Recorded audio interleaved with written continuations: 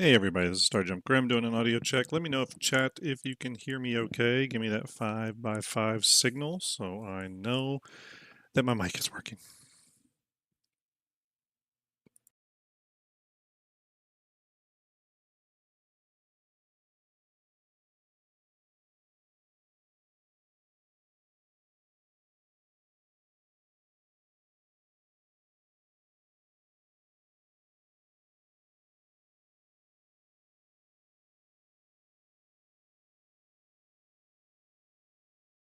Dayron first in with a good check. Appreciate it, Dayron.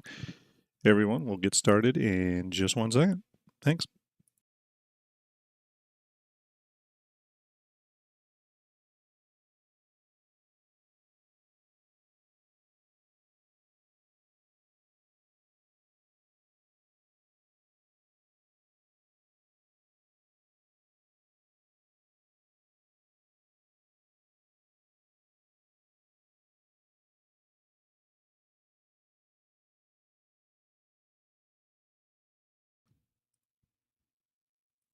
All right. Hey everyone. Thank you, Doctor. In with a follow almost immediately, Doctor. Thank you very much. Sending the javelin overhead. Hope everybody's doing okay today. It is Wednesday, May 7th. It's been a cool week so far.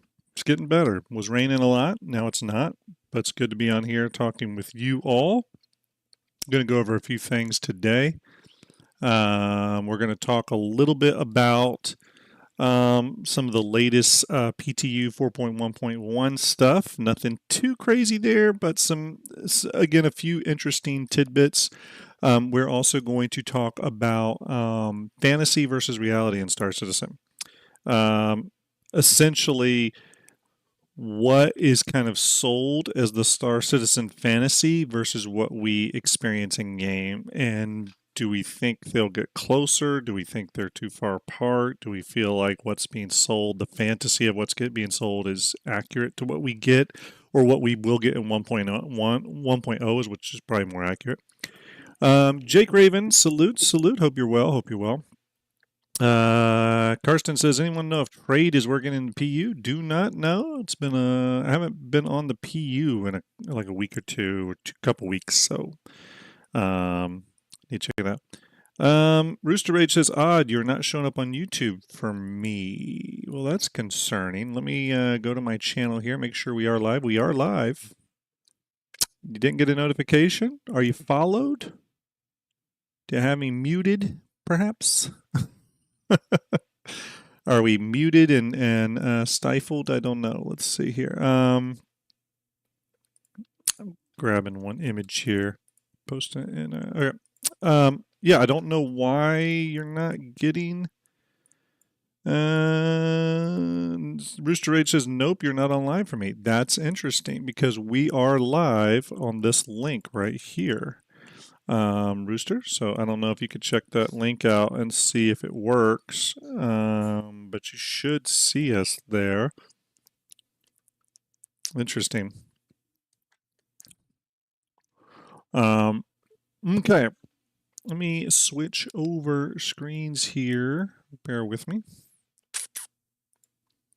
Not that screen. We're going to get to that, but not quite yet. We're going to get to this. We're going to talk about this, of course. Quantum Vegas, Quantum 2955. Make sure you go there, check it out. That event is coming up in July. There's the link right there. You can also buy your tickets there. Currently, it is the May 1st through 31st pricing. Early admission is what they call that. $99. Again, being held at Area 15 in Las Vegas. Really, really cool event. Event space. Some of the Quantum 2955 production team went over there and toured it just the other day and said it's incredible. So that's really awesome. I'm looking forward to it. Again, as I've said on previous shows. It's going to be a whole who's who of people there. We've got DePoets, Kim and Nate Ellis from EE Studios, Sean Tracy from CIG, obviously, Serious Fun and Griffin Gaming as moderators for the show. Griffin Gaming, especially, putting a ton of work into this. So Serious Fun behind the scenes. Commander Fran, who puts on the Beacon events over in Europe, is a special guest. Galactica and Xylo, otherwise known as, or Tyler Witkin, otherwise known as Xylo, will be in attendance. Nick at Night, a special guest as well. Paul Shelley, the Astro Historian, and yours truly doing a panel where I think I am going to be building an Anvil capital ship in real time. That's what I've been told by all the organizers would probably be the best thing to do. I agree with that. So I think that's what we're going to do. But it's going to be really cool. Again, there's a lot of planning going on behind the scenes here. I do know they need to sell more tickets, though. So if you can attend, you should. I will point out that tickets for Vegas are really cheap right now. Hotels are really cheap. Flights are really cheap to get out there. It's really not bad at all when you consider the costs of like going to any sort of event or concert or anything like that. It's pretty much in line. I think with revenue and stuff in Vegas being down right now, I heard it's down by about 30% or so. With it being down right now, it's just there's some really good deals going on. So Mark 9 Hawk, am I reading that right? Galactica, will Caprice and Starbuck be there? Or Galactica, will Caprice and Starbuck be there as well? Can we get a Battlestars? I'm sure there's some Battlestar Galactica references, right? I have no doubt. There's some references in the game. I'm not super familiar with Battlestar Galactica. I know that's probably shameful, but yes, Galactica will be there. So will Xylo, and then Sean Tracy from CIG. There could be more CIG people there. We don't know. That's what's confirmed. Outcast, thanks for being a first-time chatter. Hopefully hit the follow button there to follow along when I go live. All right, everybody, next thing. The Starjump Guardians St. Jude Play Live Initiative currently going on. We are at $13,990, only $10 away from $14,000 raised so far. We just crossed, as you see, do I not have those up on the screen? I guess I don't. If I switch back to my full face screen here, you'll see that we are at $30,433 lifetime raise, which is absolutely incredible. Only $10 away from $14,000 though in this cycle. So thank you for your donations. Appreciate it. Very generous, and we greatly appreciate it. But this is going on currently right now. We do have some raffles going on. Let me pop those up. There is one of these that is, or two of these that are out of date now. I got to remove them. The Anvil Hurricane and the Nomad Lovestruck starter pack, we did give those away. I'm pretty sure, well, the Hurricane definitely gave away, and the Lovestruck starter pack, I'm pretty sure Ender gave away last night. But those have been given away. The other three raffles currently going on. We have an Aegis Gladius Valiant. Nope, Ender did not give it away apparently. Okay, so the Nomad Lovestruck one is still going on. You can get in on that one. $10 donation towards the Tiltify link, which I'm going to put in. I like to pin that link to the YouTube because of Restream's inability to populate it.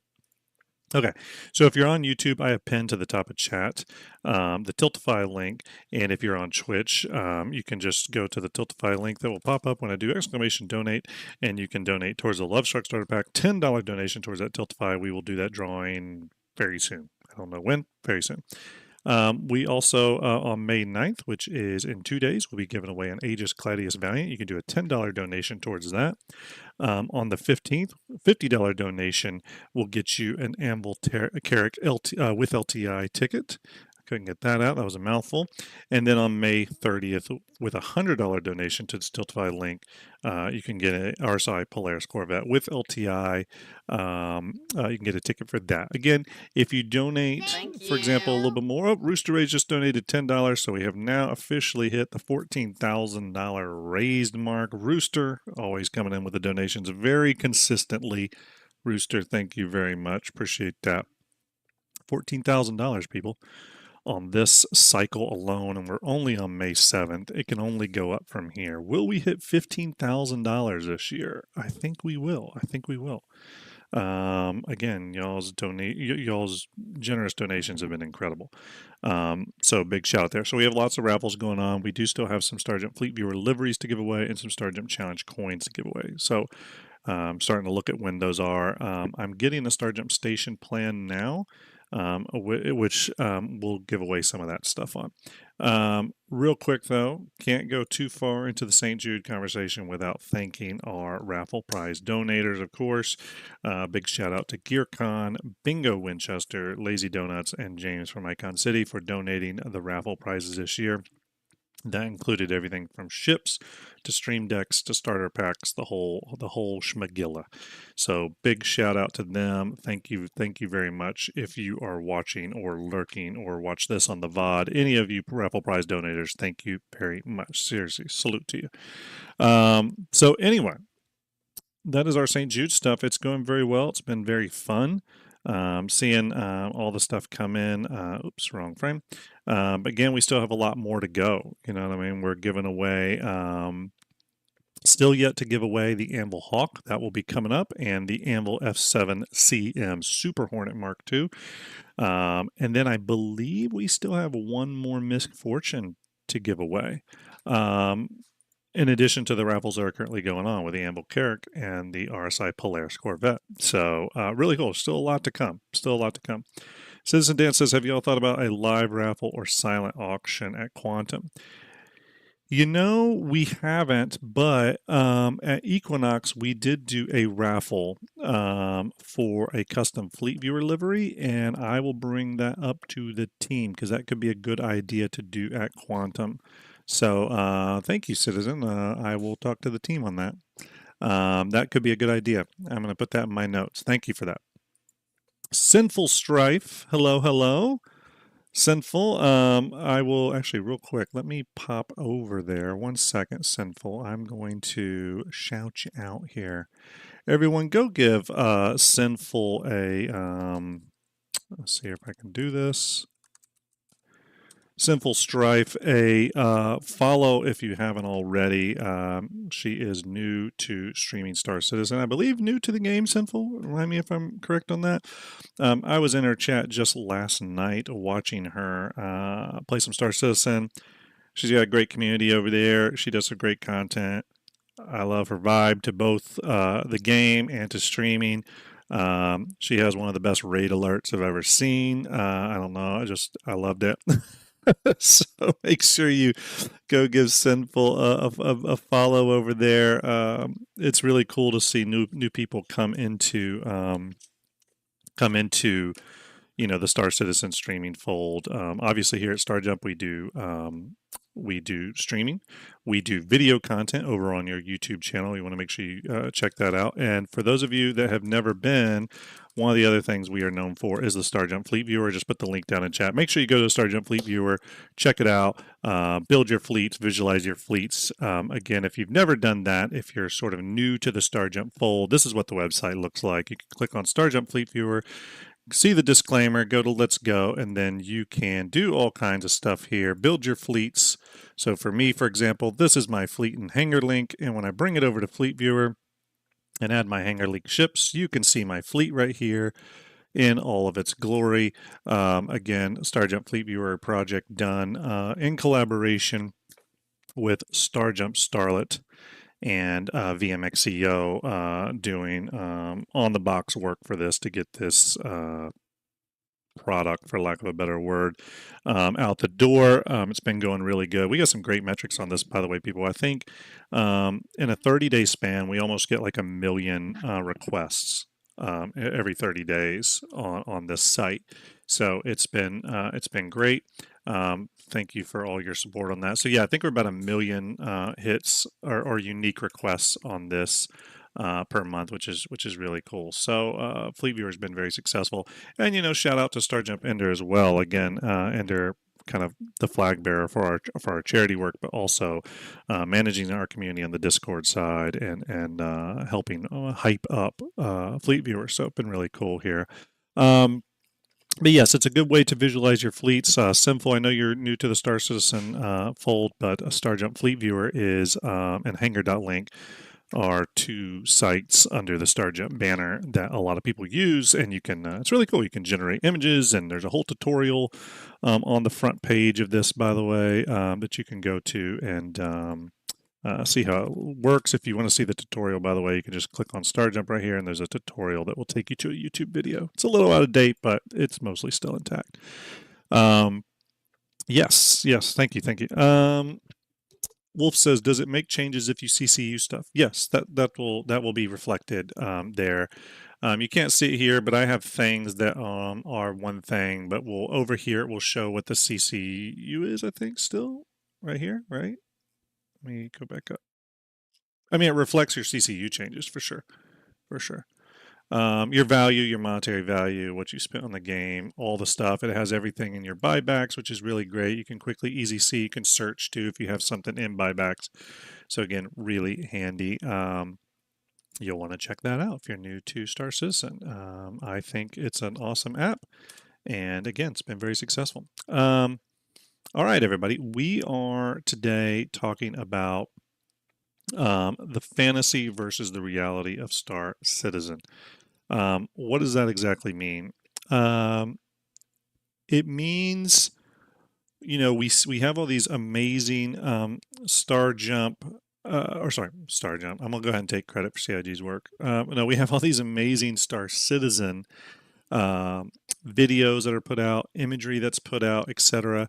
That highlight the game for us, right? They're trying to sell us on a fantasy. I can kind of show you what I mean with that. Okay, I'm going to load up an image real quick here. One of my favorites, actually, and I'm sure you all have your own favorite images, right? Let me see here. Let me grab it. Bear with me. Let me just get this plugged in. Okay. Did that work? Yes, it worked. Okay. So let me switch over. Okay, there we go. So here's one of my favorite Star Citizen images, right? We have the Drake caterpillar on a landing pad, looks like Daymar or something. We have a bunch of people standing around loading boxes. We have mules driving up and down carrying our boxes. Now I'm sure these would probably be Argo Atlases at this point, but this image was generated before the Atlas was public. We see people here walking to and fro, carrying boxes, doing all kinds of logistical stuff. We see the little, you can barely see it down here, but we see the little forklift pallet lifter right here. Again, we see the fantasy, right? So this sort of is selling something to us, right? It's selling a couple things. It's selling cooperative, collaborative work going on, right? We see multiple people doing multiple things here, moving cargo in and out. There's a lot of activity centered around the single ship here and the single cargo mission that's obviously going on, or the cargo duty that's going on.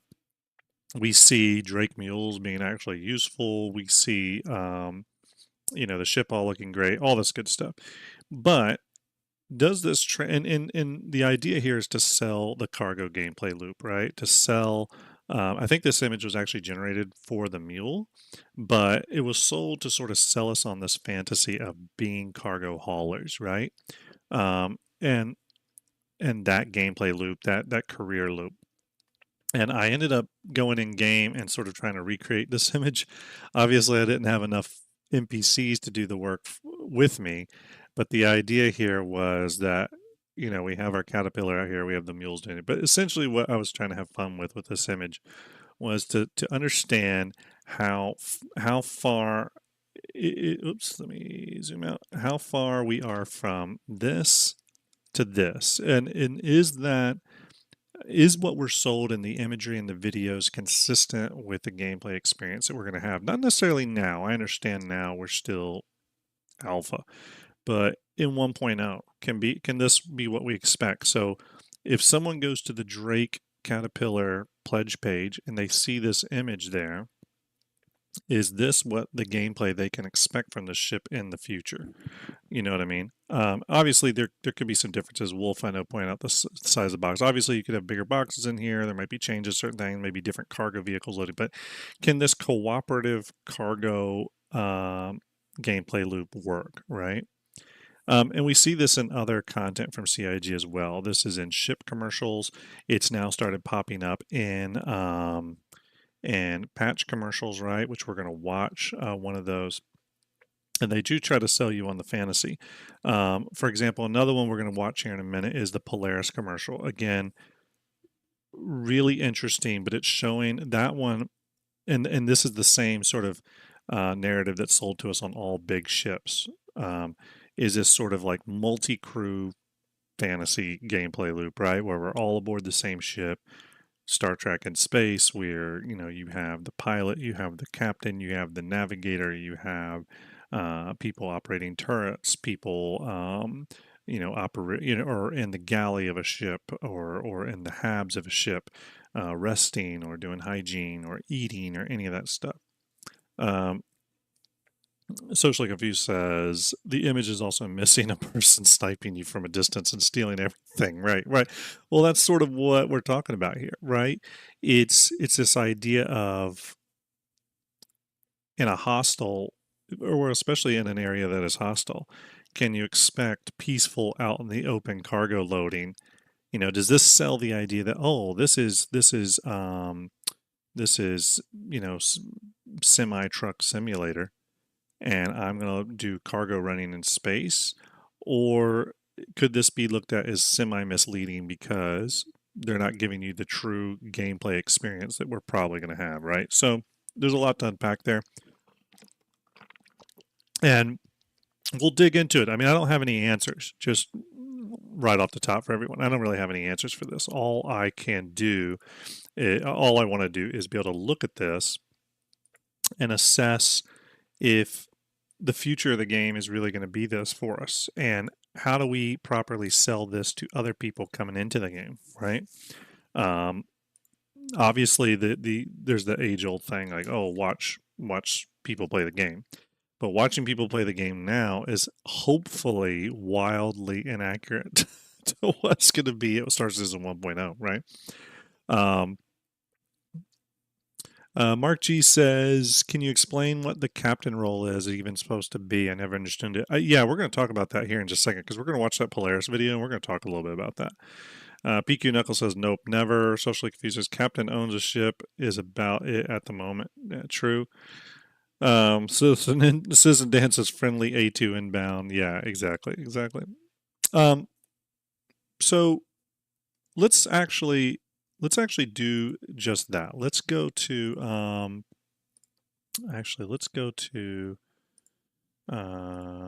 oops, it's not what I wanted to do. Yep, that is what I wanted to do. Let's go to the Polaris commercial first, because I think that's the most apt to watch at this time. We'll watch with the sound on, but I'm going to keep the sound kind of low. And this is a really good one. And we're going to watch some actual game patch trailers and stuff as well. I think we're going to watch. I want to watch a little bit of one of the panels from CitizenCon to again further talk about this topic. So I want to watch this Polaris one. It's only a minute and a half long. We may pause in between. We may answer questions, but I think this is another one that really tries to sell the capital ship multi-crew fantasy. And I want to understand with you all, do we think this is how it will actually be? Because the current in-game experience is very, very different, okay? Wildly different almost. It feels like a different type of game.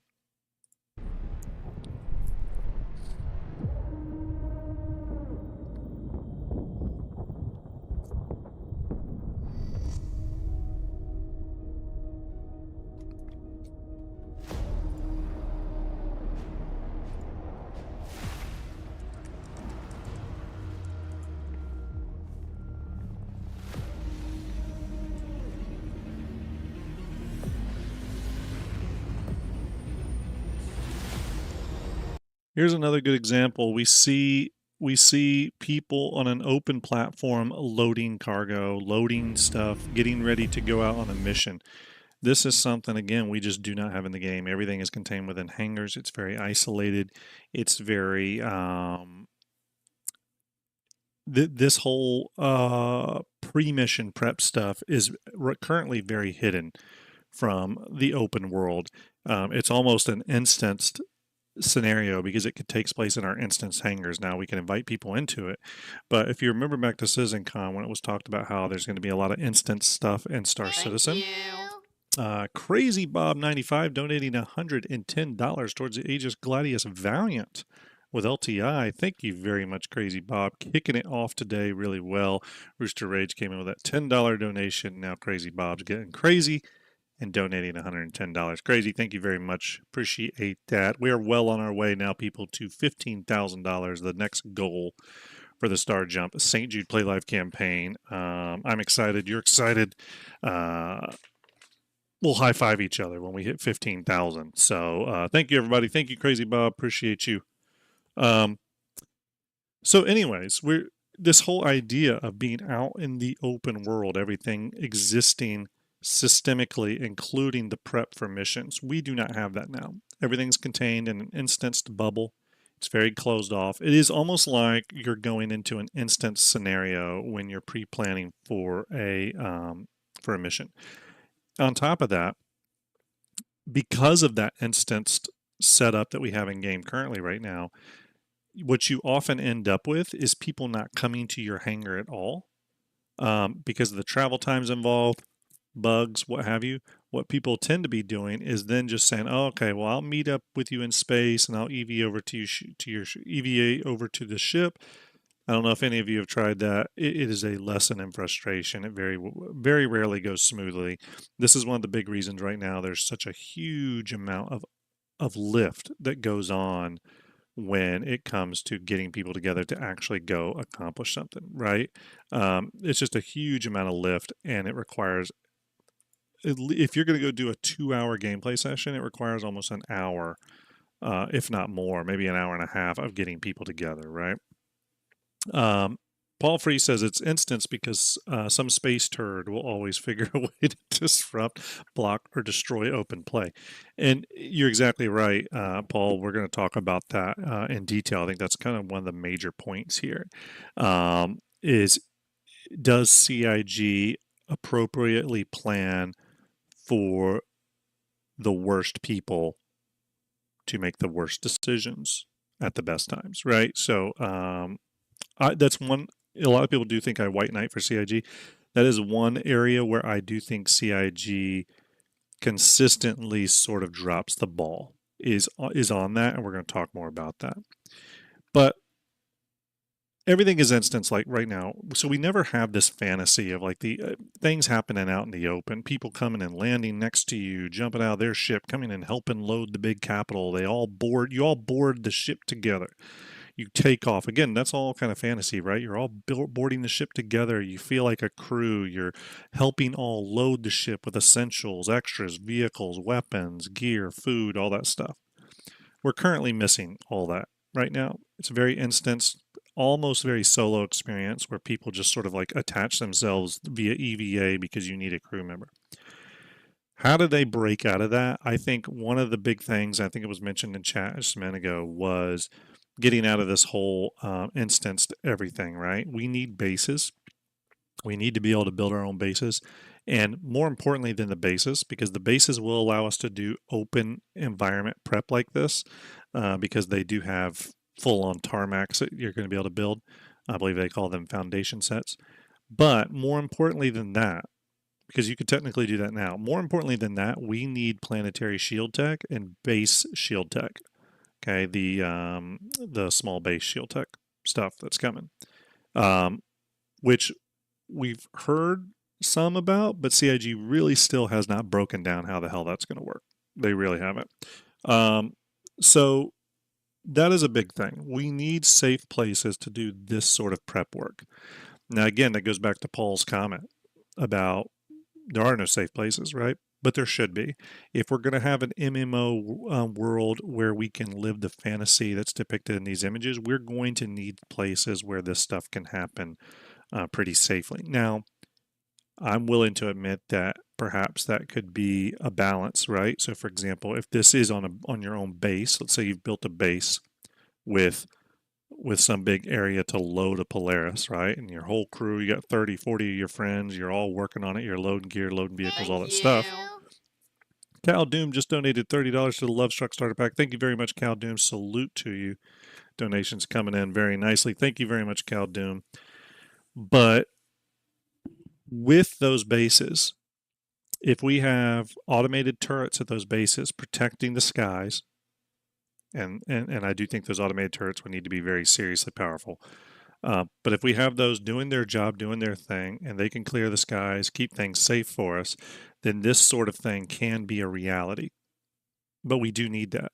I understand socially, you're saying you're not a fan of planetary shields. The only reason I'm a fan of them is that, like most games that deal with combat, you cannot expect players to respect the fear of death, right? Even with Death of a Spaceman, you have players that will just nosedive into this pad ram, right? Ship ram, whatever, kill themselves, and for them it was a good time.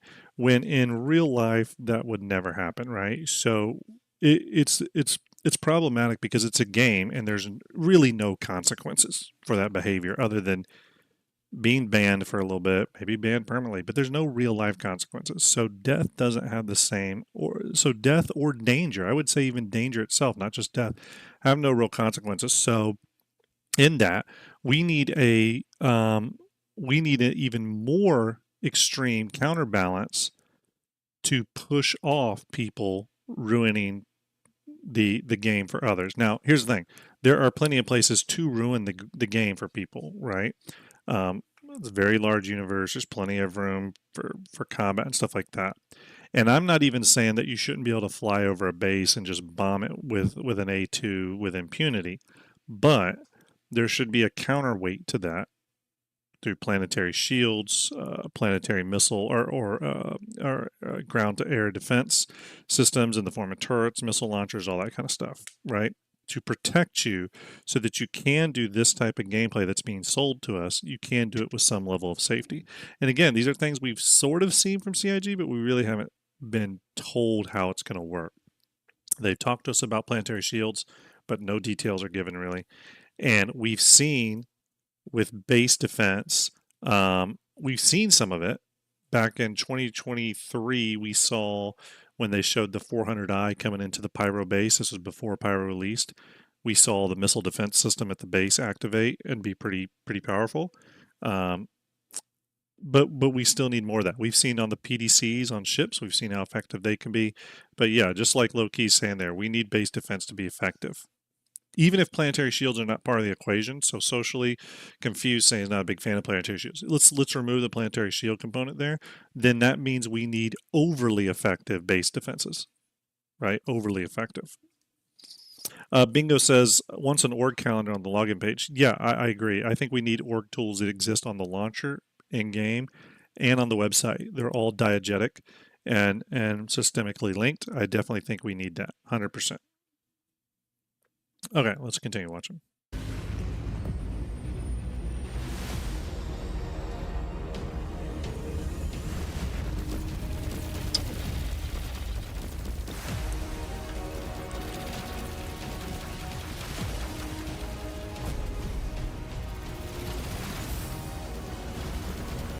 Let's pause here.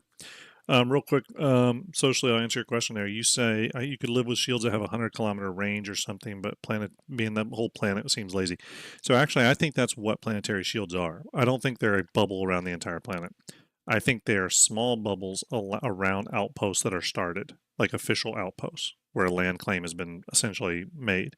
I think then planetary shields are provided to that area, but the planet in general is not fully protected. It's just where an outpost is.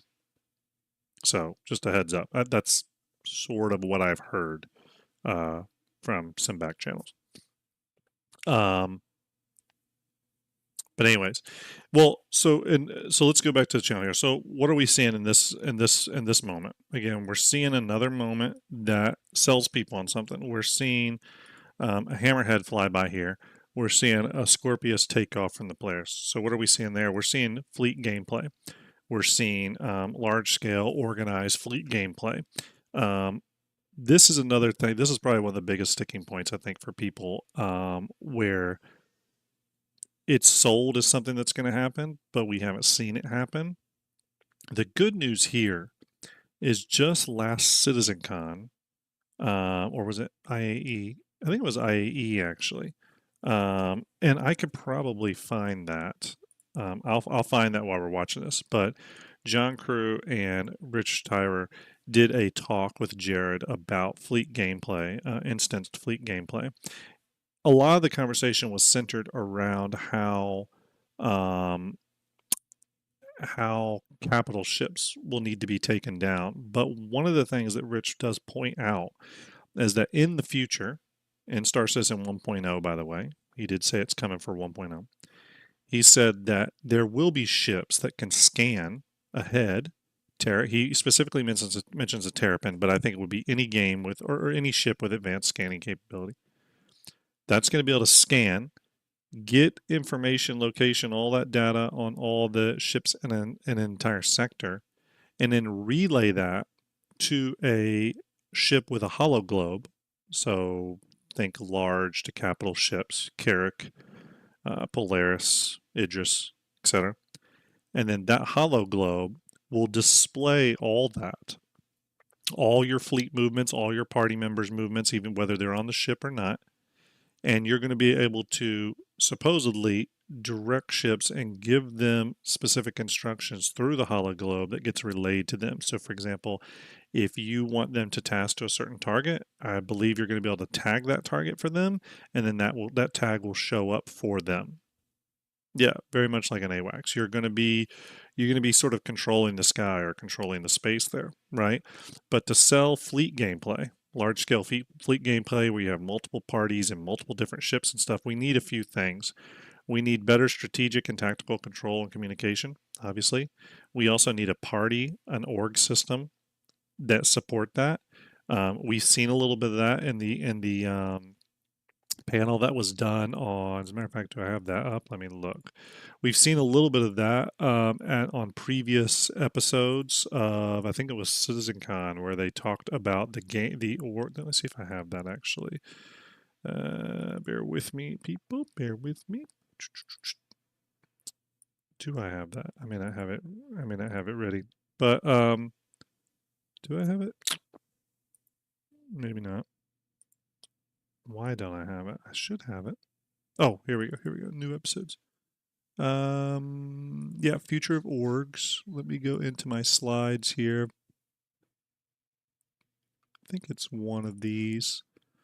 Let me bring this up here. It's one of these. Oh yeah. You can see that here a little bit where this is the future of orgs panel, the social panel at CitizenCon last year. You can see some of this here, right? This says Ben's Blaster, Fungen's Freighter. These are ships, right? So this is the party, the full party, and then these are ships, these little tabs here. And within that ship, you can see who's on board that ship, what their current or what their ship location is. Should also have probably where the player location is, but where the ship location is, and then the seat that they are currently occupying.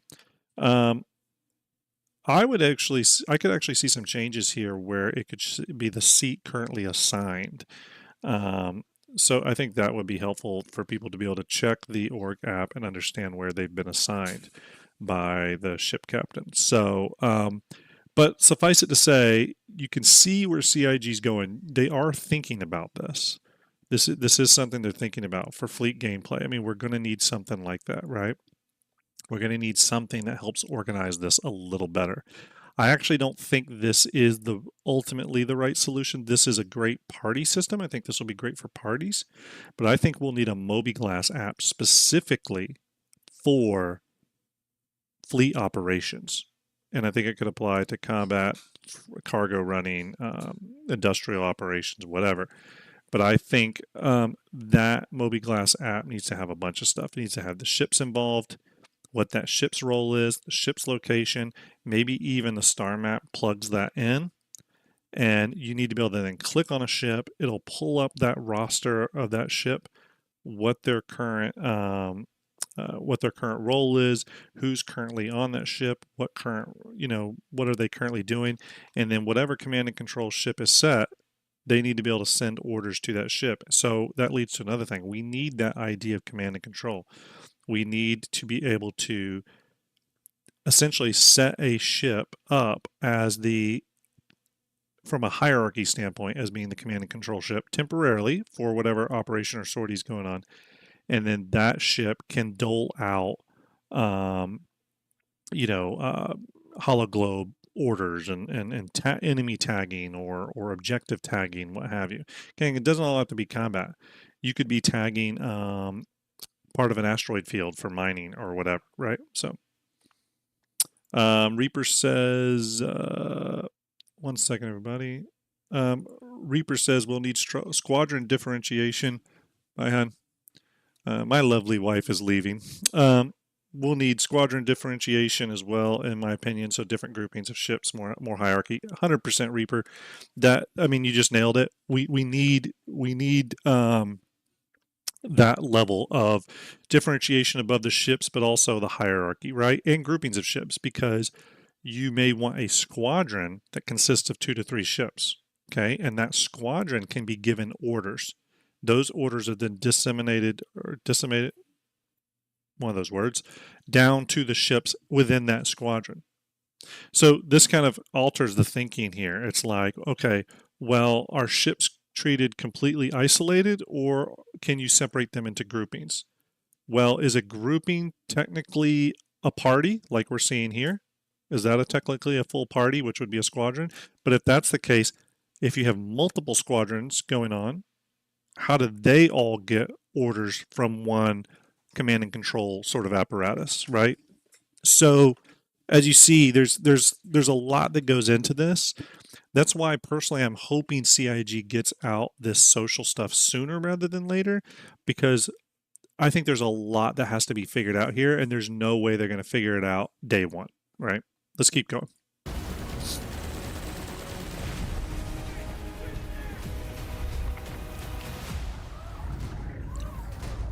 Again, we're seeing the multi-crew prep for a mission, manually loading the torpedoes, all this stuff. Okay, goes into it.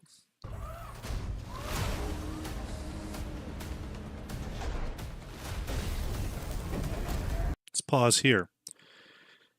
Here's the next thing we're going to need for the fantasy of this to come alive, okay?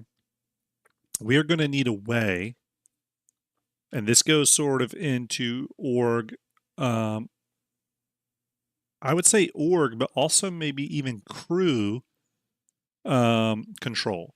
We need abilities, a way to both take taxes or dues, I guess dues would be the more appropriate term, from org members, and we need essentially an org bank to be able to pay these members from. We need to be able to set org-based missions and jobs that people within the orgs can accept and offers a certain payout, right?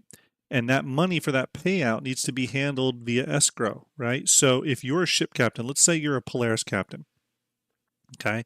I know a lot of people talk about the future where ships are going to be expensive to run, right?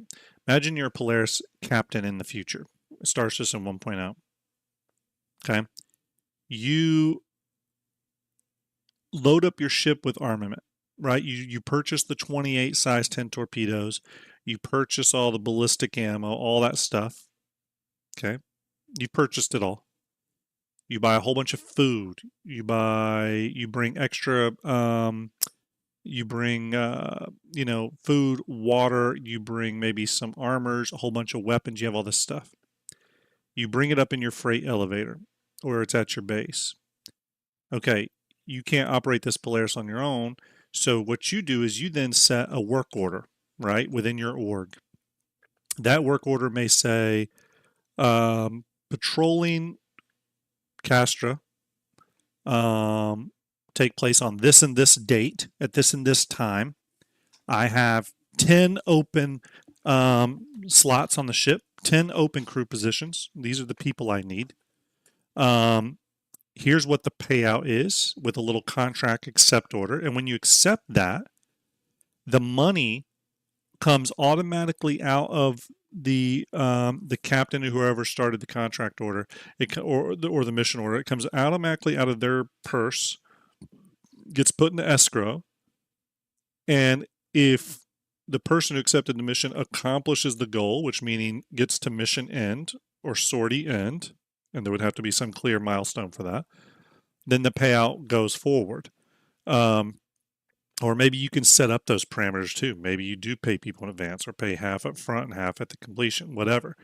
But regardless, we're going to need some sort of work order system. And also, there could be other tasks involved with that. So, for example, your work order for one of the turret gunners could be listed there. Must operate turret during the course of the patrol mission, blah, blah, blah. But you could have in there, needs to arrive 1 hour before departure time to help load the ship, right? So that's part of the work order, right? So for this person to get paid out their full amount, they need to get there the hour early. They need to help load the Polaris, do all this stuff you're seeing here. Then upon takeoff, upon departure, they assume their crew position, that of the turret gunner. And maybe you can have multiple crew positions in it. I don't know. I mean, hopefully CIG will give us maximum flexibility there. But we're going to need some sort of work order and payout system for this type of stuff. Because I don't think we can just rely on like the MoTrader app. That's not going to cut it. Where we're just like, oh, okay, you did something, so I'm going to send you a million credits via MoTrader because you did this task. We're going to need a proper payout system with escrow, sort of that middle money man element there. We're going to need a system for that. And I partially think that needs to be an org thing, but I could actually see it as just a crew thing that you can set up on the crew level, right, or the ship level. Hey, Starjump Starlet, hope you're doing well. Everyone in chat, give Starjump Starlet a salute. One of the Starjump members helped get the fleet viewer out the door. She does great work. I think we got 2 Starjumpers in here today. Starjump Ender and Starlet both hanging out. Nice to see, nice to see. Got a good crowd, by the way, over on YouTube. 68 watching over on YouTube. Twitch got 26 watching. Thanks for everybody hanging out today. I do appreciate it. Let's continue watching.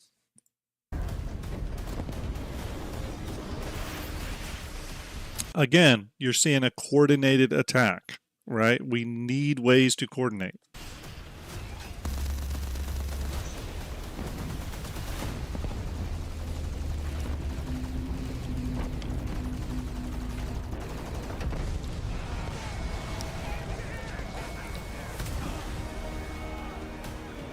So right here, we've seen a couple things.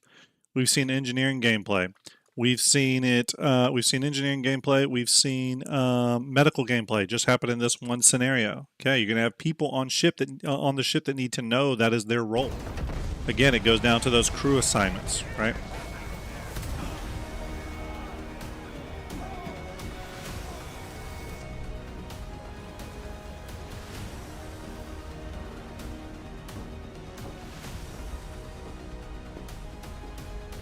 What you're seeing here too with the salutes going on, the captain walking out. Some of that obviously is just role play set dressing, which is totally fine. That's totally fine. I hope we have a way to do that a little bit in game too for those of us that are our peers, right? So all the proper emotes that our character can do to sort of capture this gameplay. I think that would be really nice. Other games have done that. I've never really got into CIG's emote system right now. Maybe chat, you can tell me, does Star Citizen have a way to do all these emotes now? Like, can you do the salute and hold it and stuff like that? Reaper says, what happened to engineering? Not having anything forever. Yeah, Reaper, we really do need an update on engineering. Last we heard, though, it was receiving a little bit more work. So I think there's some additional. I think originally in 4.0 we were going to get more of a tier 0 engineering implementation. I think now that's been delayed. They're working further on it, and we're going to get more of the tier 1 engineering implementation. So let's keep going. All right, we'll hold it right here. What is the role of the captain? This went back earlier to one of the questions that was brought up, right? Anarchy Ram, thank you for that follow. Sending the javelin overhead. Appreciate you very much. Let's see. Was it Reaper says slash then the emote name? Oh, okay, cool. I didn't even know you could do that. I'm glad that you can. I haven't tried it yet because I haven't done any sort of RP stuff, but I will. That will be how we run the Starjump org, for example. The Starjump org will be a heavy roleplay guild or heavy roleplay org for sure.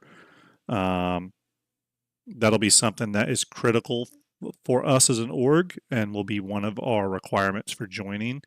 Not that you have to be a great RPer or that you have to be in it all the time, but it will be a component, especially for org events and stuff. Nacho says emoting is pretty easy through Game Glass. Oh, cool. I'll have to check that out, actually. I was originally approached by Game Glass to work with them on a project, Star Citizen related. I forget the reasoning, but it just didn't work out, or we weren't ready from a timing perspective. But Game Glass is really great. If any of you haven't checked it out, you should. Sorry, you might hear some plastic. I am eating a Cheez-It and giving my dog one. But the captain, what is the role of the captain in this game? Because ultimately, that is one of the fantasies they're selling as well, right? And we'll see this in other ship commercials, especially on these big multi-crew ships. To me, the role of the captain is the permission giver. To me, they will set the crew positions and the permissions of the ship. The captain doesn't necessarily have to even do a role other than that. They don't have to fly the ship. They can sit in their captain's ship, and they essentially would have access to everything. So what I think is that from their captain's chair, like you see here, they should be able to bring up engineering, the engineering UI, the shields UI, the pretty much every system they should have access to. And when they bring those systems up, for example, if the captain just decided, hey, I want to lock all the doors in the ship, they can bring up the engineering or the resource management console and lock all those doors. I think they should have that level of control, right? They should also set those permissions, and those permissions then are doled out to the crew members. They should set crew positions. So, for example, if someone's a turret gunner and the captain reassigns them to captain, or captain reassigns them to engineering, that person should literally get a notification pop up on their screen. Boop, bing, crew reassignment, engineering, or crew reassignment, report to engineering, or report to turret, or report to this, or report to that. I think something like that would be key for the captain to do. And that sort of goes into another thing that the captain should have the ability to do, probably over other people, which would be some sort of ship-wide notification system.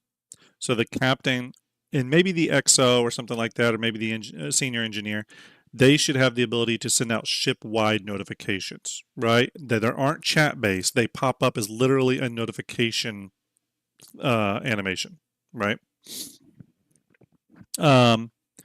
Reaper said, let me go back to Crimson Hawk here. Crimson Hawk says, think captain is going to be an incredibly important role. Permission setting, target priority allocation. Exactly, that's a good point. Priority assignments, nav point setting, not routing, but the actual nav point setting. Yep. Overall fleet planning, etc. The captain should be able to send out commands for all those functions to the individual people holding the stations specific to those roles. So yeah, I mean, that's very well said, Crimson. That's very similar to what I'm saying, and I think that's exactly right. Hold on one second, everybody. Let me look at this message I just got.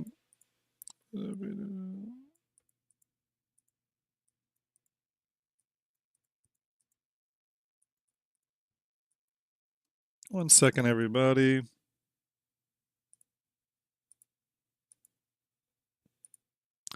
Okay. So says here, Socially Few says captain and chief engineer should be the most important roles. Yeah, I'd agree with that. Permission giver and squadron targeting admiral gameplay. Yeah, again, we'll just see what CIG's goal with that is, or what their vision for that is. I hope this is very much based on a permission system. Now, the one nice thing is we did hear from CIG at CitizenCon just last year, CitizenCon 2954.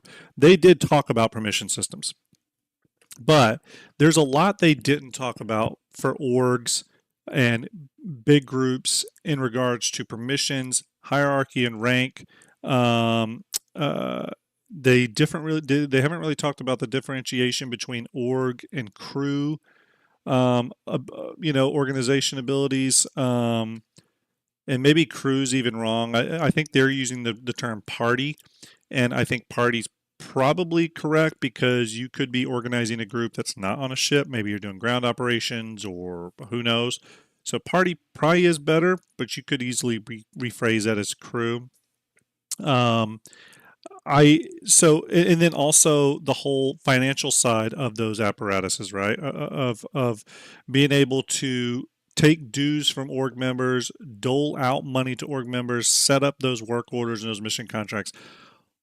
That goes, and then again, factoring back to bases, protection and mitigation for bases, so we can do open world, non-instanced open world preparation and operations. That is all the stuff. All the stuff we just talked about is needed for this trailer to be a reality. For this Polaris trailer to be a reality. So that gives you a little bit of an indication of, where we're at with some of this stuff. Now I'm going to go to another one. I'm going to bring this up. We're going to hold here real quick. Nacho says, Grim, what do you think the chances are that we see the Idris P flight ready next week? Well, that's a great question. It's one that's been bandied around a lot lately. Let's see, 1 second. It's one that me and some other people have been talking a lot about. Will we see the Idris P? And I'm really split on it. I would probably say I'm at 50-50. The pessimistic side of me says no, obviously. We're not going to see it. It's not quite ready. It's not quite time. But if that is the case, if CAG does not plan on bringing, and I think we should, just for the sake of this conversation, let's bring up this image here. Actually, is this a good image? 1 second. Bear with me, everybody. Okay, let's just bring up the image here. If the Idris P is not coming for Invictus, if it's not going to backers, then I would say, or any Idris, put aside the P thing.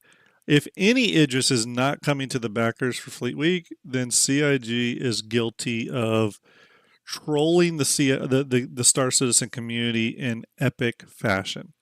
And I don't think that's a good thing. I don't think they should do that.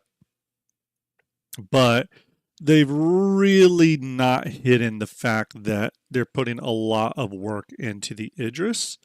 And there's no reason for some of this stuff to be in the game files unless they were going to release it to the backers. I'll give you a few examples.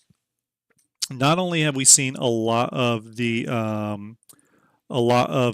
oops, wrong image, sorry everybody. Not only have we seen a lot of the Idris M and P delineations reach their way into the game code. So where before the Idris was always sort of just referred to as the Idris, or the Xenothreat Idris or whatever, now there's clear delineations between the variants. Now there's an Idris M, there's an Idris P, there are Idris K, Idris K strings that are in the code files, and parts and pieces to the K kit that are starting to leak, right? So for example, here's one. This was just recently. One of the things here is you can see the HRST Exodus laser beam. This is the Hurston Dynamics Exodus laser beam, size 10, and it had its health increased from 800 to 750,000. This is the Idris K-Kit weapon. This is the nose spinal mount weapon for the K-Kit of the Idris. And that included changes to the size 10 railgun from the Idris M. So the ammo count got doubled from 250 to 500. There was a health increase of 427,000 to 727,000. Right? This mass driver change could be associated with anything. Okay, that could be associated with an in-game event where the Idris M is involved, whatever. This Hurston Exodus laser beam reference in the code, this is real bizarre. If the Idris is not coming, there is literally no reason for this to even be in the code right now. It's very, very odd. This is K-Kit only. This is not on the Idris P. It's not on the Idris M. This is K-Kit only. So this is bizarre. In addition, I'm sure most of you have all seen some of the subscriber flare from this month. One of the subscriber flares is a medal set, an Invictus medal set. One is a second Tavaran war uniform, but this is one of the other ones. This is an Idris P t-shirt that you can get. So again, I'm all for CIG having fun doing this type of stuff. But the Idris P t-shirt makes 0 sense for Invictus. The Idris P is a peacekeeping variant of the Idris. It is not the UEE Navy version. Okay. So there's no need for it to be locked in with any sort of Invictus stuff, right? So it's odd. I'll tell you this, all signs point to all 3 Idris variants going to backers at Invictus. That's what the signs seem to suggest. Idris M, Idris P, and the K-Kit. Again, if they are not planning on doing that, then CIG has epically trolled the Star Citizen community. And I would say not in a great way. I know someone said, who was it? Someone said, seeing the Idris, Daedalus on YouTube said, seeing the Idris being flown around and used by players is a slap in the face to everyone who pledged for one. I don't necessarily disagree with that. Now, I understand CIG's point of view too. They want to keep it a little bit held back, so it's a big deal when Squadron releases. I get that. But I do agree with one thing you're saying, Daedalus, which is if the ship is done, then it should be released. I don't like the CIG holding a ship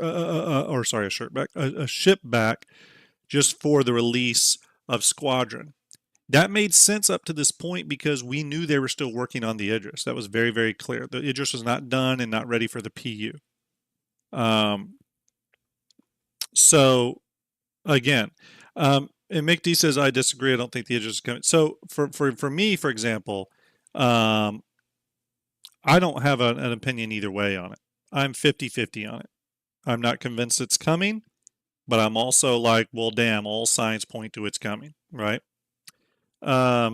It's hard to know where the Idris is in terms of completion because for one, and this is why it's so confusing. For one, we've only seen the Idris we've seen in game with its stuff, with its level of completion, but it's very, very obvious that the ship had a lot of work to it that we've not been exposed to. I mean, need I bring this up again?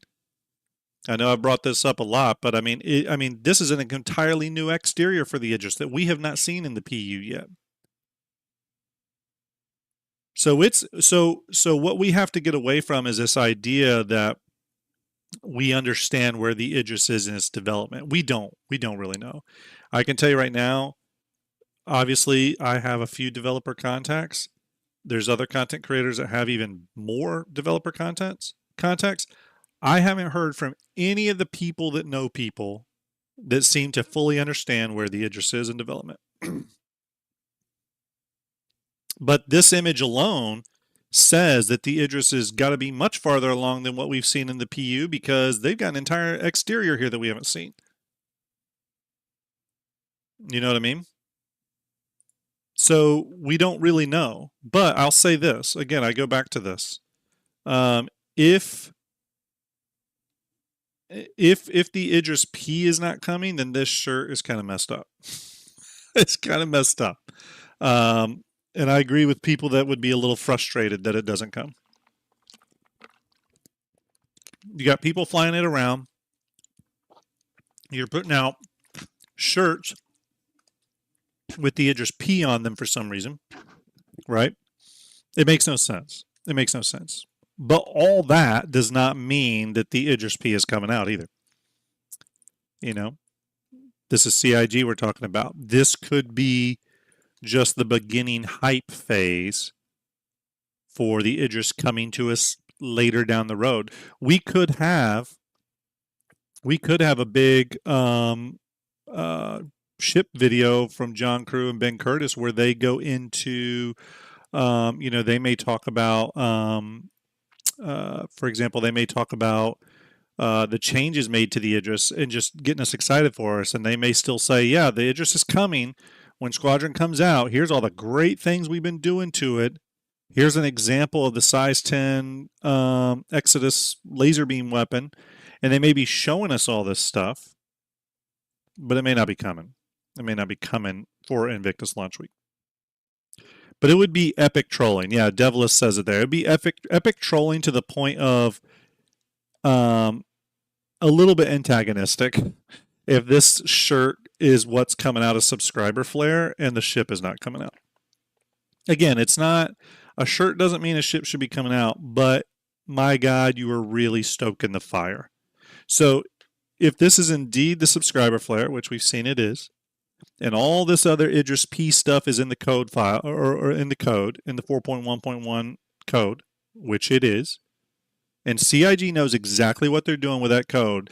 By the way, this is why I've gotten completely off worrying about leaks or taking something that's been data mined and putting it on our Discord. If CIG put it in the game code, then they know exactly what's going to happen. They just do, and they should. Now, if it's Squadron 42, it doesn't go in our Discord. But anything that's data mined from the file, which again, I don't even consider it a leak. It's a data mine. We just mine the data that CIG has publicly put out, right? But it would be epic trolling. They know exactly what they're doing here. So if the Idris doesn't come out, I would be kind of a little irritated with CIG just because I'm like, all right, you stoked the fire. So whatever community hate you get, backlash, whatever, it's warranted because, man, you sure didn't try to set expectations here, right? You didn't have Jared show up in a ship video or an ISC or Xylo make a post on Spectrum saying, hey, everyone, we know a lot of Idris P stuff is hitting the files and a lot of data mining has been going on, but just heads up, the Idris P is not going flight ready to backers for Invictus launch week. We haven't seen any of that.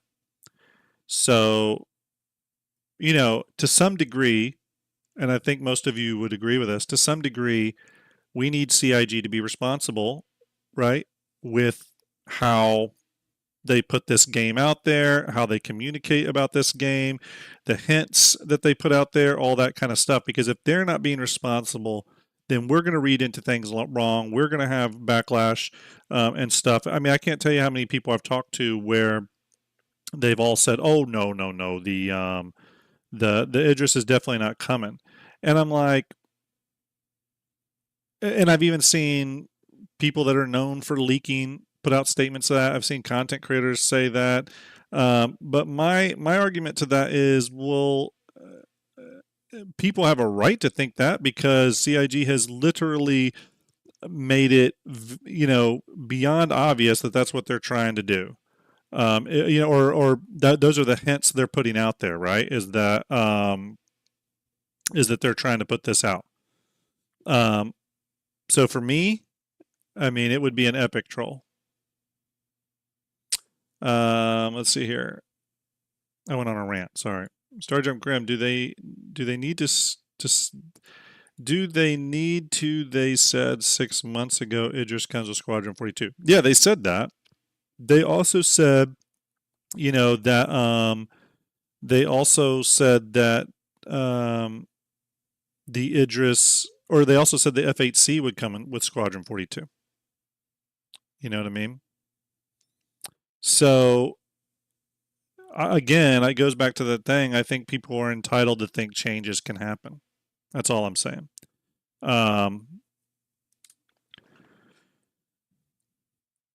Let's see here. Definitely need a proper reward system as a player. So I frequently end up making the least in the party during long ops because this ship is so expensive to rearm and maintain by playing it legit. Yeah. So going back to the whole Polaris video and that whole fantasy, yes, we need better systems for paying people and earning money through that type of stuff, right?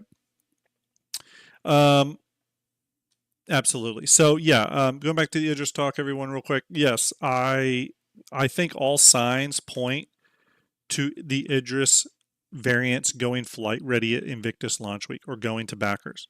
However, I don't think CIG needs to release the Invictus right now, especially if it's not done or done to a large degree. They shouldn't rush it out at this point. We've come this far. However, they've really gone out of their way to hint that it is, right? Wolf says, yeah, the F8C was supposed to be special and then release with Squadron 42, but then they realized they need to breadcrumbs for people to release the golden ticket. So yeah, and they could do the same with the Idris. They could absolutely do the same with the Idris, and they could say, hey, with Squadron 42, you're going to get the new exterior, or with Squadron 42, we're going to release the Javelin. You know what I mean? Who knows? Who knows how they do that? And going back to the schedule, to the show schedule, you know, Aegis and Greycut are on day one. That is very interesting. That's very interesting. Because Aegis technically could probably had its own day. It's a lot of ships with Aegis. Even if you don't count new ships, Aegis has a lot of hull limited ships and a lot of military ships. So it's a big day for Invictus.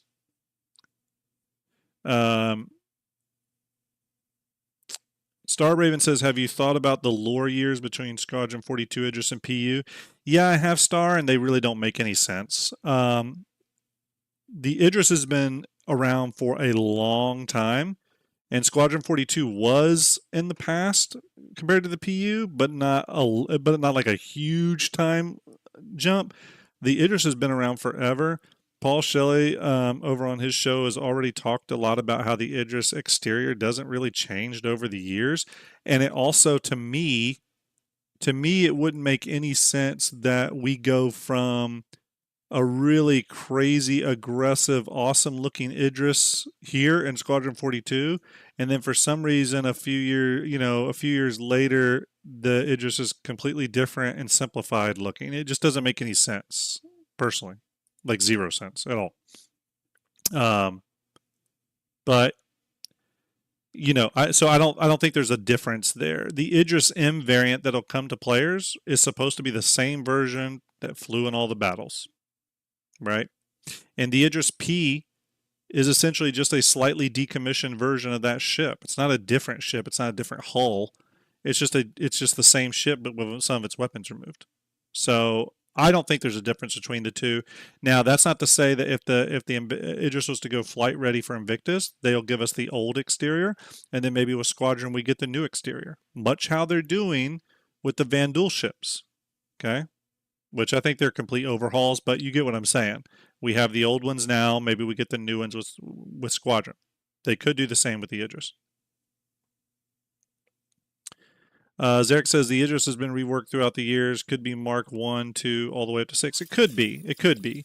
Thank you, Long Sloppy. Appreciate the follow. Thank you very much. Those of you in the channel, if you're watching and like what you see, please hit follow. Please hit the like, subscribe, all that. Really appreciate it. Do I have a side by side of the old versus new? There was a, you know what? I do have something. Let me see. I'm gonna pull it up real quick here. Let me do this.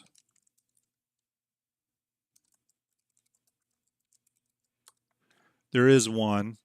I want to pull it up. Let me grab it here. Bear with me, folks. I have the link right here. Um, bear with me. Bear with me. Oh, here it is. Here it is. Okay, let me grab this link. Bring this over. Okay, so in this, I'm gonna turn the audio down. I'm gonna fast forward here. Here's before and after. Or this is 2023 and 2024. You can see the massive amount of changes already here.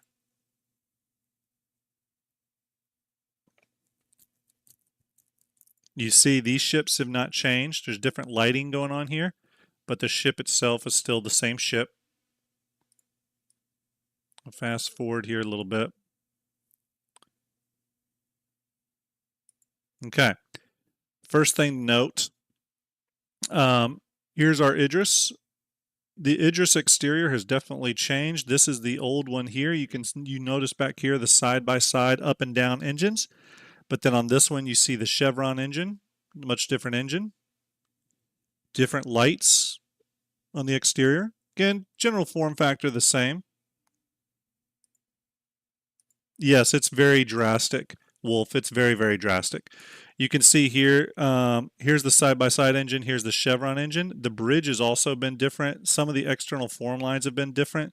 We'll keep playing. We'll watch. Same thing with the Javelin, by the way. Same thing with the Javelin. One thing you can see here, it's a little hard to see, but on this Idris, they have these little intakes that come down. You can see where my mouse is. This little intake. That's not on the new Idris. They removed that whole piece.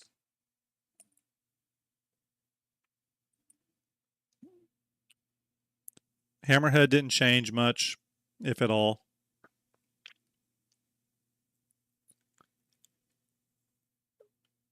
The Javelin, even honestly, is equally changed to a huge margin. The entire exterior has been reworked. I'm telling you, I know these ships inside and out, and the Javelin is completely. I'm just going to pause it here. I mean, you can see the detail here. You know what it looks like. Let me see if I can kind of scale up a little bit. That's about as much as I can. You can see this panel detail here, but then you can see the panel detail here. You can see how much more detailed the bottom one is, right? Very clearly can see. You can see all these panel lines in here and how they're different from under here. That's a lot. That's a big difference. Not, I do. By the way, everyone, I do not think the interior changed at all. This is just exterior. By the way, full turrets have changed. You see this big turret right here? See this big turret right here? Look how small it is on this on the 2023 version. So I actually think these ships, some of these ships got upgunned as well.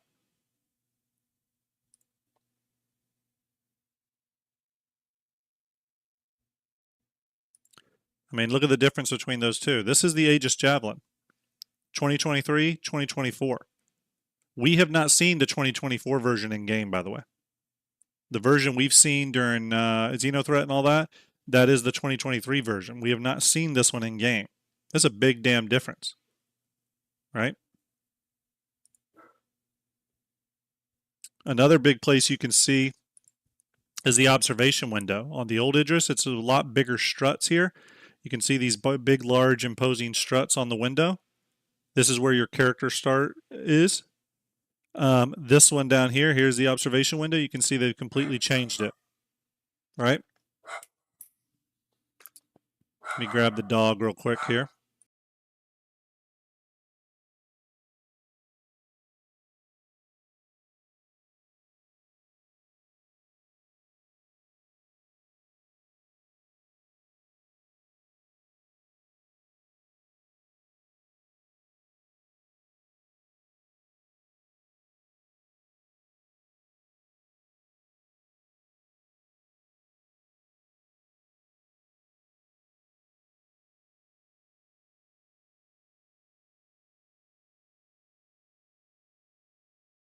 All right, there we go. Hopefully you got sound now. All right. But yes, you can see major differences here. Major differences. I mean, you can just look at this, look at the paneling here, even like little things. How up here, this where the docking collars are, this whole front plate and how this docking collar system is. I mean, look how different it is here. It's wildly different, right? So major exterior changes. Now remember, that does not mean that the interior had to change at all. Okay. Again, going back to the observation window right there, you can see this one's got, again, the big struts. And this one has the big open window here. It's much smaller struts.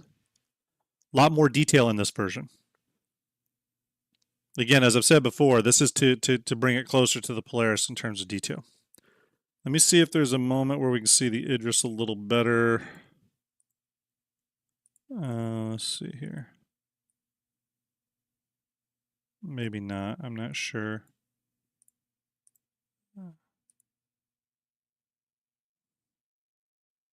Let's see if this has it. Bengal mostly intact, by the way. No big changes there. Yeah, no big changes on the Bengal. And that was it. So again, you can see the changes there. So this goes back to that where all this, the hammerhead's mostly intact. It's got a slightly different texture on it, but it's mostly intact. It looked a little bit more detailed, like they put a few more details into the texture work, but the overall ship looks mostly there.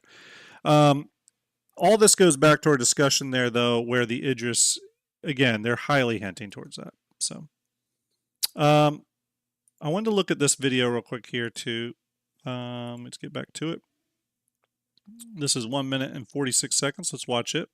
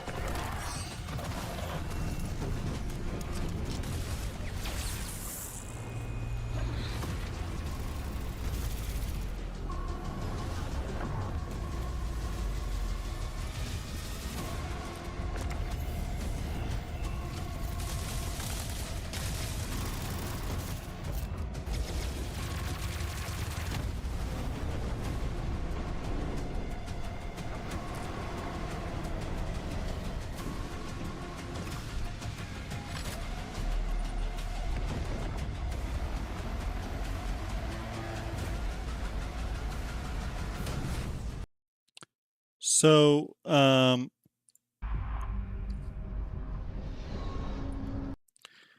so this is a good example of a trailer, a more recent trailer from CIG, where I do think they made the effort to sort of capture the fantasy of the event, right? And the thinking here is obviously they've over dramatized it. That's pretty clear, right? With the sounds and the music and the camera angles and stuff that we don't experience it from. But in general, everything that was happening there does happen during the Align and Mind event, right? Again, maybe not quite as dramatized. Maybe sometimes it is that dramatized. But this being a new trailer, 4.1 Orbital Assault trailer, I think does sort of capture the fantasy of this event when it's well organized and when everyone is sort of doing their part. Again, going back to the previous conversation we had regarding the Polaris, right? So yeah, it's one of those things where I think CIG overall is getting better at this, and it's something I hope they continually improve upon. When I think when we get closer to 1.0 as well, they'll be able to make better trailers. Well, better is not the right word because their trailers are already good. They'll be able to make cinematics that more accurately reflect the experience we should be getting when playing the game, right? Zarek Master says, Starjump Grim, is the dynamic music dead? I just noticed my music doesn't really change in combat, only in QT or jump point travel. So I've been wondering that too. I started playing with my music on again recently. I'd had it off, and I forget why I had it off. Maybe because I was streaming with it. But anyways, I started turning it back on because I really wanted to have it play and experience, because Pedro and the music team there at CIG does do such great work. And I sort of noticed that too, that some of those music changing cues seem to be lacking, or maybe they weren't there as much as they were before, but I couldn't tell if I was just imagining it that way or if it was really that way before. So yeah, it's interesting that you noticed that. So but anyways, there is the Orbital Assault trailer. Again, I think another good one in terms of CIG, or that is a good example of CIG trying to capture the gameplay a little bit, right?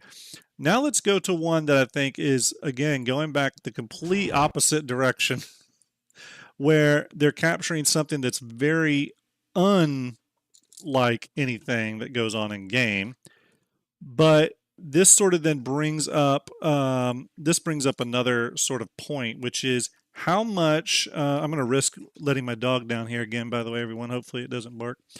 But how much does CIG how much should they tap into the role play side of things, right? And try to capture that emergent sort of role play vibe that's possible in the game. That's not necessarily full on gameplay, but just the role play vibe. Like, what's their, obviously they should capture that to some degree, but how careful do they need to be when doing that? Okay. So I'm going to hit play on this, by the way, real quick, let you watch it down. I'm sure most of you have seen this many times. I'm going to use the restroom real quick, but I was watching it before the show started, but it's a great trailer too. It's for the 890 jump. Here we go. Area 18. 2949. Things were changing. You could feel it. And it was Gatsby, the center of it all. How do you get on Gatsby's list? Gatsby's it. The name on everybody's lips. Hey, here's to us.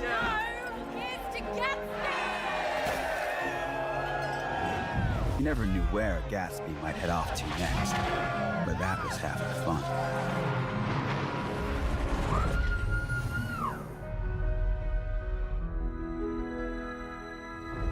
No one dared sleep for fear of missing something incredible.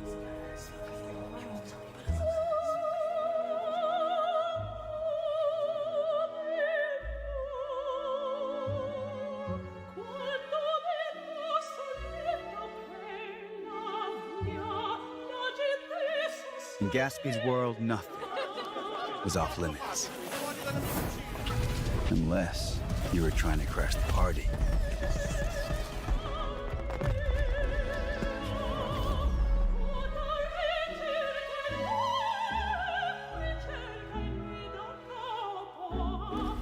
No matter where Gatsby may be off to next, whatever mysterious port of call she's heading to,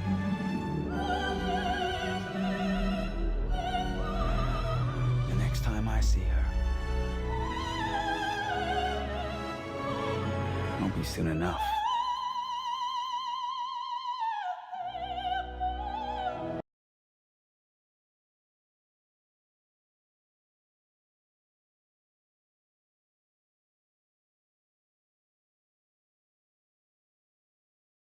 Thank you, Zarek. Appreciate it. I always do that where I mute because I figure you don't want to hear the clanging and banging on my end, but then I forget to unmute. But this is, again, another good example of one of those trailers that captures emergent gameplay, RP gameplay, but is obviously not something that's going to be represented in any sort of like gameplay loop or anything like that, right? And it's hard to know. It's hard to know how many things are going to be put in the game that allow us to sort of replicate this stuff again, because there's going to be RPers, for example, that want to do this, right? They want to have this experience where they take everyone out, they do the yacht tours and all that, and people are drinking and stuff. But again, you then have to understand that you have to put in the knobs and switches and stuff for all that to work, right? You need to have the ability for people to drink and eat in game. You need to have a comm system that will support everyone talking to each other, possibly through bump the tilt link, but didn't show. I can do that. Rooster should be exclamation donate. But regardless, you need to have all the things in there to do that. Not to this degree that's in here. Obviously, there's people dancing and laughing, so you can't replicate that in the game. But maybe some sort of something that allows this to be recreated to some degree. Now, again, I think personally there should be a lot of open area for players to do just emergent stuff on their own and all that. But where CIG can put in things to help that and help organize that level of gameplay, I think should be key. Again, when you're talking about a ship like the 890 Jump or any sort of capital ship, I think there should be a big, proper crew support mobiGlas app to invite people aboard, either as a guest or whatever. For example, if you invite them on as a guest, can you assign them a cabin if it is some sort of touring ship like this, right? Or some luxury yacht or something like that. Or if it's the Genesis Starliner, when someone boards, it'd be cool to be able to assign them a seat number or assign them a cabin number or something, which I don't even think we have cabin numbers or seat numbers on things, but it would be cool to be able to do that, right? Let's see, it should be making a flying restaurant hotel gameplay loop. Yeah, or at least having the tools in there to make our own emergent gameplay loops, right? One of those would be some sort of beacon system to call people aboard, right? Hey, I have an 890. We're going to do a space whale tour of Orison. Here's where I'm at. A beacon is now set for the ship. Come aboard. No weapons or whatever, right? Thank you. Rooster Rage donating $10 for a new toy for the hospital gameplay areas in the Aegis Gladius Valiant. Thank you very much, Rooster. Appreciate it. Keeping the donations running. Crimson Hawk with an hydrate heads up. I'll do that right now. Thank you very much. But yeah, I mean, having the ability to do stuff like this. And we don't need full gameplay loops supported. We just need knobs, switches and stuff like that to be able to sort of build our own scenarios. One of the biggest things for this will be the beacon system. We need to be able to put out beacons that are more emergent and more customizable, right? So for example, we need to be able to put out a beacon that will only broadcast to people with a certain favorability rating or personal rating, however CIG does that. And it'll be an invitation to come aboard a ship, blah, blah, blah. It sets where the ship is going to be, what they're going to do, whether there's going to be pay involved, non-pay, all that kind of stuff. Just to facilitate. Yes, you can do that on your own, but if you build a beacon system that is systemically customizable, we should be able to create these scenarios ourselves, right? So if someone sees this trailer and goes, oh my God, have you seen that 890 Jump trailer? That's what I want to do in the game. I just want to have my big space yacht and I want to build scenarios like that and have fun. Then again, technically you should be able to do that, right? 1 second, everybody. So I think that's, I think that would be smart of them to do. So again, you'll hear me say that a lot, that it goes back to the beacon system. We need that robust, customizable beacon system. Hudson Hawk says, how soon the Genesis come out? Genesis Starliner, I'm pretty sure, is a post 1.0 ship. I think John Crew has said that, by the way. I think John Crew said that. As a matter of fact, I think we can pull that up right now. And because I think it's in my history, because I think I just watched this like the other day. Did I watch it? I thought I did. Let's see if I did or not. Maybe I didn't. Oh, yes, I did. It's one of these.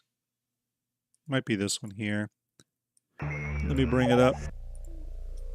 Let me go towards the end. I think it's an end thing. Is it the end? No. Let me look for it. Bear with me, chat. This is the video where John Crew and Rich Tyra talk all about capital ship battles.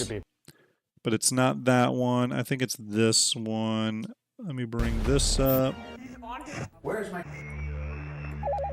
So let's fast forward. Okay, here we go. I think John Crew says it in this video right here. We'll watch it, but I think this is where John Crew Good to hear. Ben mentions got 15 this. questions. Real quick, Icon City in the chat. Icon City, James over at Icon City. Awesome people. We are partners there, everyone. Don't forget, you can use Starjump code. He says, excited that our Icon pack is still compatible with 4.1.1. Absolutely. Absolutely. We gave away a Stream Deck and Icon City Icon pack, courtesy of James from Icon City, just last month. We're going to be giving away another Icon pack this month. So, yeah, very cool. James, I hope you're doing well. Salute to Icon City. Appreciate you as always.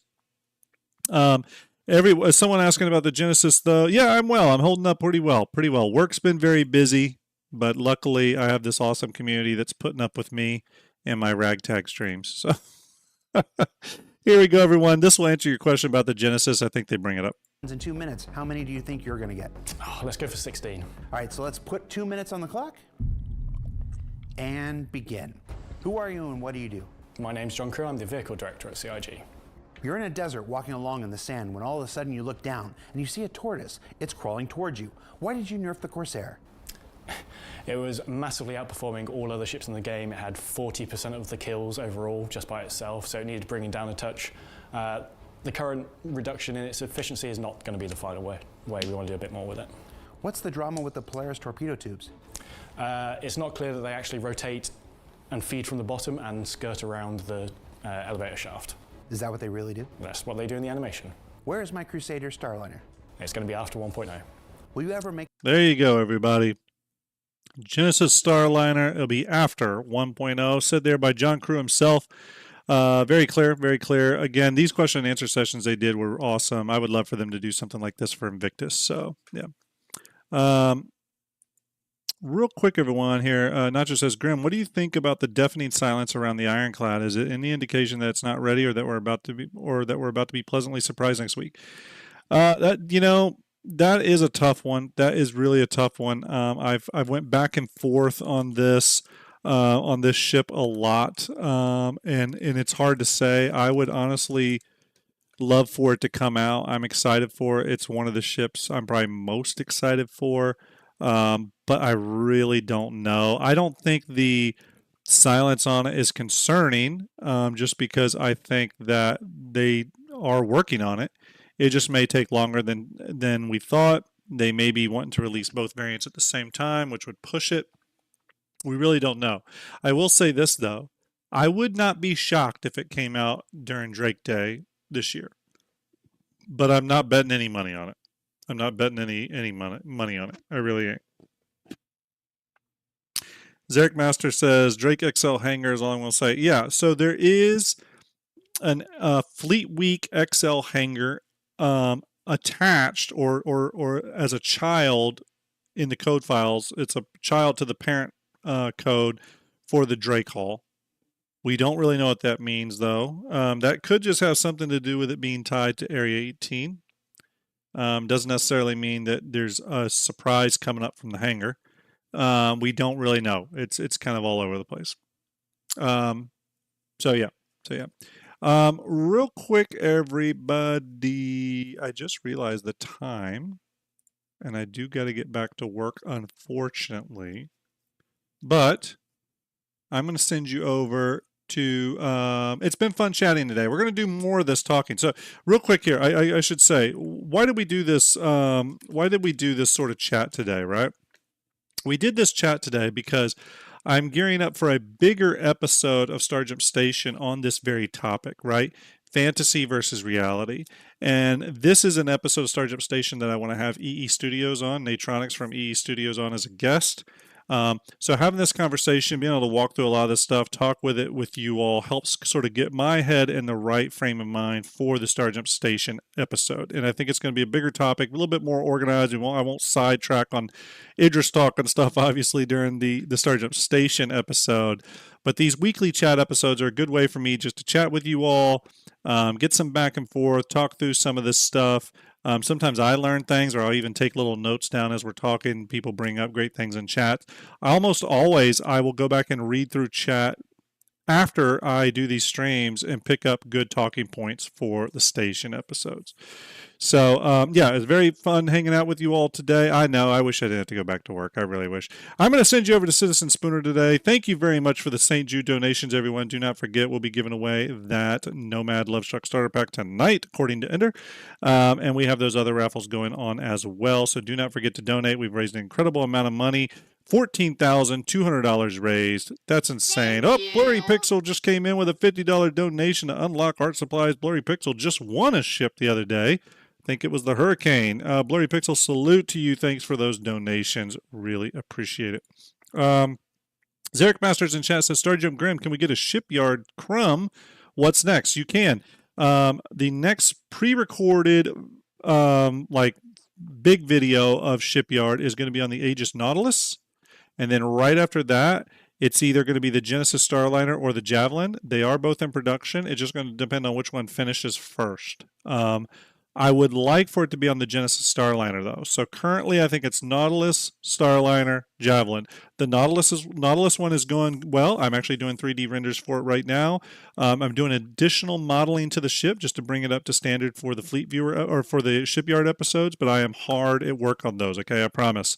I've had a lot of requests to get back to pre-recorded versions of Shipyard. I am working on it. I am working on it.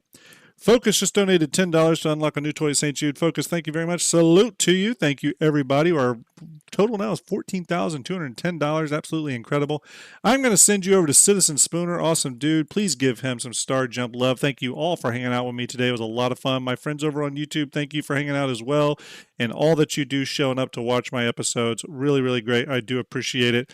Here we go, everybody. I'll send you over to Citizen Spooner, and I'm going to go back to work, unfortunately. Everybody, have a great day. Salute to you. Do a kind thing for a stranger. Talk to you soon.